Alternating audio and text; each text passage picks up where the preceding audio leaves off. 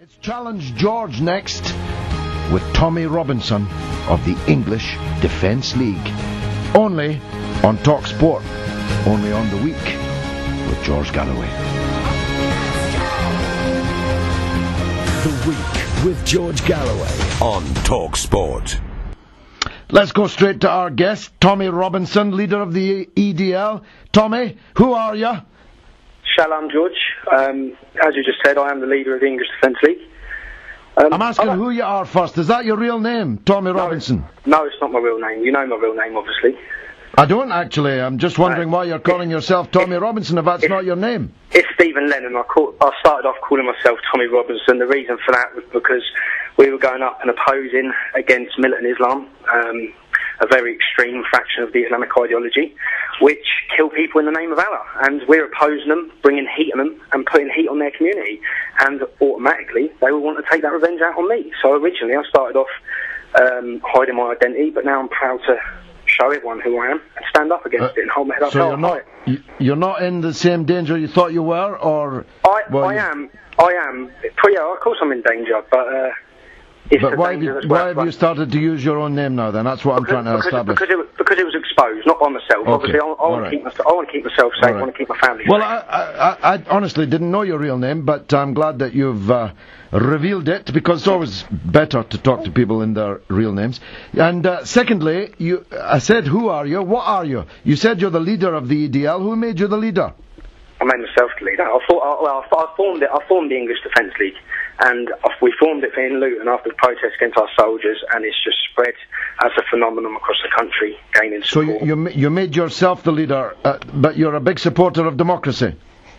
Yeah, I am, yeah. I've actually met you, George, in 2007, in Luton, actually. I went along to a respect party. It was on Dalla Road. I don't know if you remember. I don't actually, no. No, well, you was holding a meeting. I went along, I brought a bird with me, and we went to see what the respect party was all about. You brought a bird with you? What, a parrot? Yeah, no, I brought a girl with me, and we come to the meeting, and as we walked into the meeting, there was someone stopped at the door, and as we were coming in, and they said, you need to sit this side, and you need to sit that side. And I asked them what they're on about. And I could see loads of Muslim men on one side, and loads of Muslim women on the other side. And I said, well, I've come with my missus, I want to sit with my missus. No, you can't. And I said, isn't your party called the Respect Party? Yeah. Or am I missing something?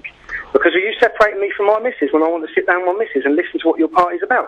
And there was another Afro-Caribbean man there who was kicking off at the same point because he wanted to sit with his missus. And that's when I just, in my own view, thought what a laughing stock this Respect Party is, and why the hell is it calling itself Respect? Well, that was just about as big a pack of lies as you claiming that your name was Tommy Robinson.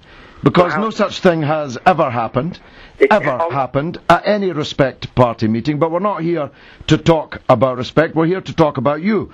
And in particular, we want to talk about the allegation by the police that your extremist, violent, hate-filled behaviour and rhetoric is fueling extremism in our country. What do you say?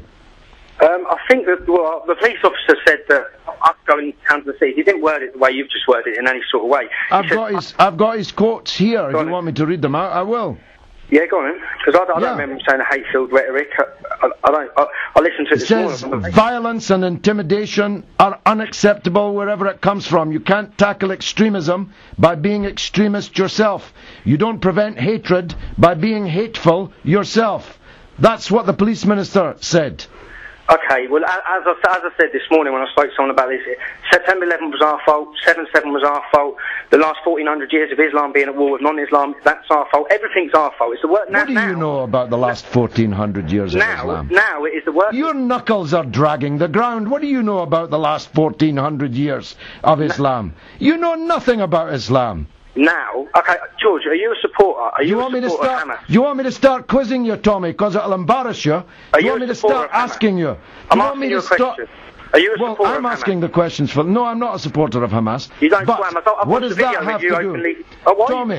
Tommy, if I say something, I'll stand by it. You talk about the last 1400 years of Islam, about which I'm absolutely certain you are sublimely ignorant.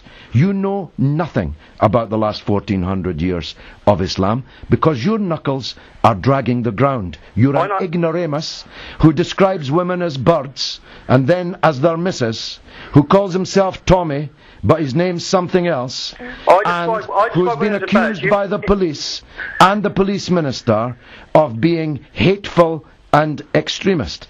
Now, let me ask you a question. Why do you send your thugs into city centres to create havoc for the police, expense for the taxpayer, and leading to dozens, if not hundreds, of arrests since the operation that you started? Because there's an Islamist epidemic across this country. Even last week, there was a study throughout 12 universities, and a third of Muslims said that killing was justified in the name of Islam. 90%. It's an epidemic. Let me stop you there, Tom. Go on. Which 12 universities held a study in which a third of Muslims said that killing in the name of Islam was correct, was acceptable? I looked it up. No, you don't have it because you're an ignorant wee nyaff. You're quoting a non-existent I'm not quoting a survey. non-existent. You're quoting a survey on national radio. 28% of them. I'll ring you back in a minute and find out how I'm getting. No, don't ring me back in a minute. You've just made a completely false allegation about 12 universities and about the Respect Party in Luton and about your name and about a conversation with me that you've never had. And you've just said you don't support Hamas, and I've just watched a video of you on the internet on YouTube where you openly say you support Hamas, so why would you deny it now that you're on the radio? Well, that's another lie. You said Hamas are not terrorists. You said Hamas are not another lie. You said Hamas are not terrorists, did you not? Hamas are not terrorists is not the same thing as saying I support Hamas. So did you say Hamas are not terrorists? Don't you think something calling George, itself... answer the question, George. Did you say Hamas are not terrorists? I'm saying it. Can I answer? I'm saying it. Shut up and let me say it. Hamas are not terrorists. Full stop. I do not support Hamas. Full stop. Can I speak? Yeah, go right? on. Hamas Charter. Israel will exist and continue until Islam obliterates it. That is the first thing in their charter. That is the first thing in their charter. You're saying they're not terrorists. Actually, it's one of that's the as accurate. That's as accurate. Are you going to let me talk? No, not when you're telling lies. No, I'm not going to. The EU listed them as prescribed terrorist organisation in January the 26th, 2009.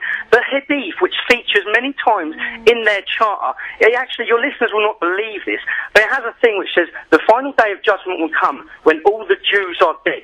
This is in the Hadith, in the charter, and actually says, no, can you let me talk, George? And it actually says... I'm not going to let you... No, but you're saying they're not terrorists. You're saying they're not terrorists. You said that they're not terrorists.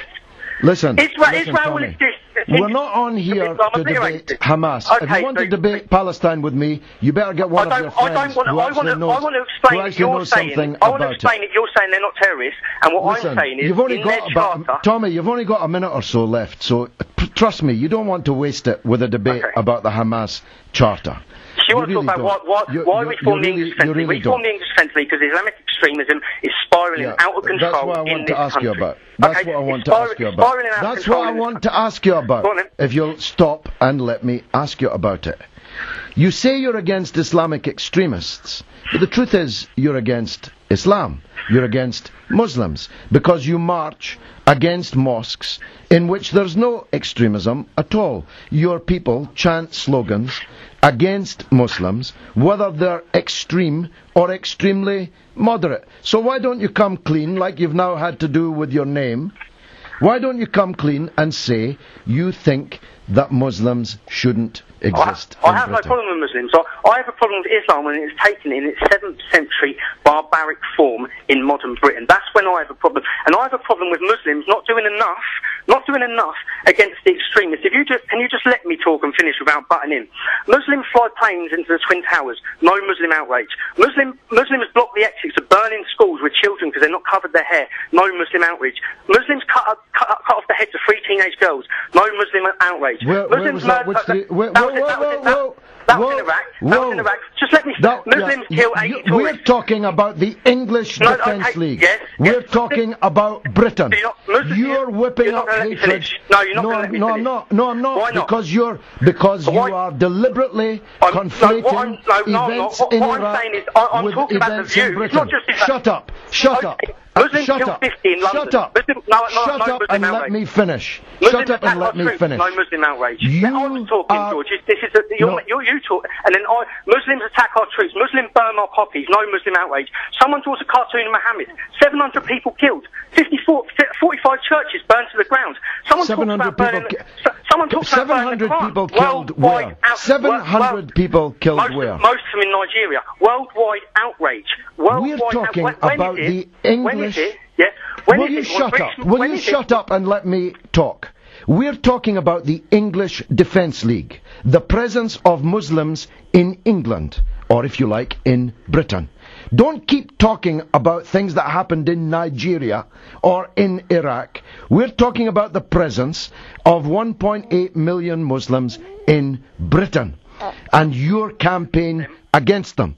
The police say that you are causing more extremism by the thuggish, ignorant, violent campaign at which you are the self-appointed head. Now here's your last chance to tell us why the police are lying about you.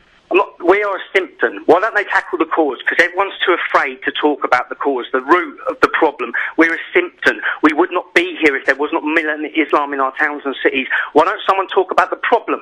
Why don't you talk about the problem, George? We're not the problem. We've only come about. But the police say you are the problem, though. Okay, but why don't? Why are the police lying about you? Because they're petrified of the Islamic community, the same as everyone else is. They're worried about the police are petrified of the Islamic community.